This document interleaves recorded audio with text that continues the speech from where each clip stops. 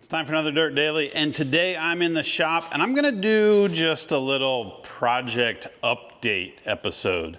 But first, this episode is brought to you by onX Off-Road. onX Off-Road is a mapping app, and if you're an off-roader and you're looking for some new trails, or you're on a trail and you're trying to figure out how to get home, or if you're just kind of planning a big adventure, you might want to download the onX Off-Road app. It's a subscription-based app. There's different levels that you can subscribe to. You can get a more elite program, and that allows you to have more information on your mapping. Plus, you can get discounts with off-road vendors. So check it out, onX Off-Road. I have a link in the description below that will give you a discount code. And if you watch onX Off-Road, they do a lot of big sales and big discounts around a lot of the major holidays. So kind of follow all of their social medias or sign up for their email, and you might find a better discount than if you use the one that I promote, which is 4xFred-20, 4xFred-20. But today, what are we doing? That's kind of what I ask myself a lot around here. I have a lot of projects going on, and I'm actually about to hit the road for a week and go on a big adventure, but I wanted to put together a video and maybe get a little bit of feedback from you guys. So behind me is just a sampling of the projects that I've been working on the channel. I have Tube Sock.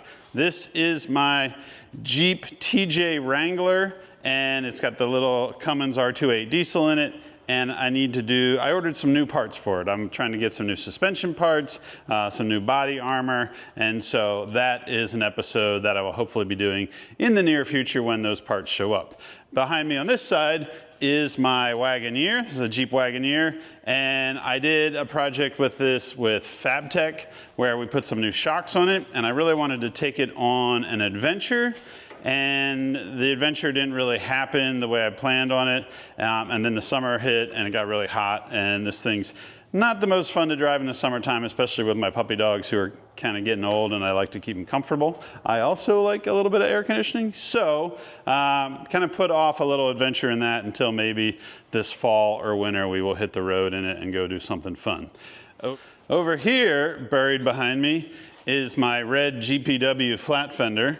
I did a whole video about the fuel system in that, and it turned out I didn't fix the problem. I mean, I fixed a lot of the problems, but it still has an issue where it'll run for a short amount of time and then it'll shut off. And so that is also on the list of things to fix. Let's move to the back of the shop. Right back here is my Toyota 4Runner. I call it Pond Scum because I painted it myself and it turned out terrible, but it turned out to this kind of funky green color, and the paint on it is garbage. But I really like this thing. It's a great V8 4Runner. It's got some really nice suspension on it, some really cool parts on it. I did have like a front axle CV boot tear, and because of that tear, it's kind of been sidelined. I need to dive into the front end, replace this axle boot, and get it back on the road. But I've kind of parked it, and I've been sidetracked by a whole bunch of other things. So things I want to do to this is I want to fix that suspension. I would like to have a cage in it so that I can wheel it a little bit harder than I have so far. I mean, I wheeled it on some hard stuff, but you know, carefully. I want to make sure that it's more safe. And I also want to kind of finish out the interior a bit, maybe build like some shelving or a way to like store gear and be able to sleep inside the back. It doesn't have any back seats, just has a spare 40-inch tire back there. So it'd be nice to kind of build out a way to sleep above the spare tire, maybe some storage bins and a safe cage around us so that when we're wheeling, we don't get hurt. And I've also thought about getting it repainted. Like the Pond Scum paint is kind of iconic to this, but it's also like, it's a really nice truck and it has a really bad paint job on it. And I'm not usually that concerned about paint jobs, but I tried to paint this thing in a booth outside, like basically a tent, and it turned into a disaster. So should I take it to a legit paint shop and work with them and get it repainted? And if so, what color? Do I keep this color? Do I do a different shade of green? Here's a question.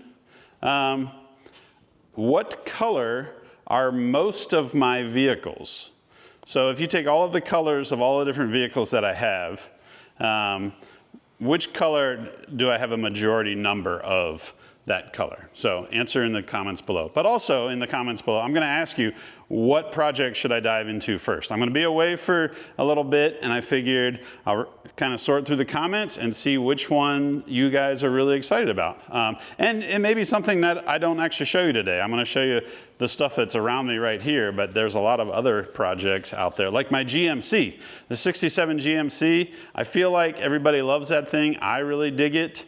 And I've got a few more ideas and projects for it. But let me know, is the GMC the next thing I should get right back onto? Should I dive into TubeSock? Should I dive into the 4Runner? Or do you want more Jeep stuff, like my little flat fender? I did a video on the flat fender. Well, here, let's go look at it. So the last time I worked on this, I was trying to get the clutch to break loose. And in doing that, I ran into a problem with the fuel pump again. I've been having major fuel pump issues with this, and I'm getting mixed responses from people. Some people swear it's just the gas that I'm putting in it, but I don't really think it's the gas, because the pump seems to be sticking. It'll like pump for a little bit and then it'll like almost lock up. Other people say the pumps are just wonky these days. It's hard to find a good one. You have to kind of swap out a lot of them. So I have more that I'm going to swap in and out. But this one that is on here is from my friends at Vintage Jeepers, and this should be the cat's meow as far as fuel pumps go. It's got like a priming pump right here, but for some reason it'll pump fuel and it'll run and then it'll just stop, and it's almost like the fuel just stops up somewhere, or the cam arm that moves up and down is getting wedged up and not moving. So that's another thing. I'm really getting tired of working on fuel pumps on everything, it seems like. Summer Camp Jeep, my little GPW, this thing. I put one in the Land Cruiser. It's like everything needs a fuel pump these days. And maybe it is just the fuel that they sell these days is just garbage, but it's kind of like the universal problem around here. So I did find some cool information out about the shifter rod. There's like a rod that your pedals kind of pivot. I guess it's not a shifter rod, it'd be a pivot rod for the clutch pedal. And I think I have it in backwards. I got some comments. In fact, a guy from like Europe messaged me and was like, take that thing out, turn it around, put it back in, and it'll fix it. And I'm like, all right, I believe you. I haven't gotten to it yet because I started diving into fuel pump issues first. But hopefully the next time I bring the flat fender back to the front of the pack, I can whip this fuel issue and clutch issue, and we can take it for a little spin. And then we can move on to the other things like brakes, steering, seats, all the other stuff that the little flat fender needs. So, do you want me to just do flat fender stuff? Let me know. We'll get right back on it, or maybe you want to see something else, like this. Behind me, the CJL10. This thing is going to be really fun whenever I get it done. Remember, it's an 8.1 liter big block, 4L80. These are the parts out of the Avalanche, the Atlas transfer case. It's got ultimate Dana axles, a Dana 60 up front, a Dana 80 in rear, and it's all on an Old Man Emu Jeep JL Wrangler suspension with some other BP51 internal bypass shocks. It's gonna be a fun little Jeep truck project.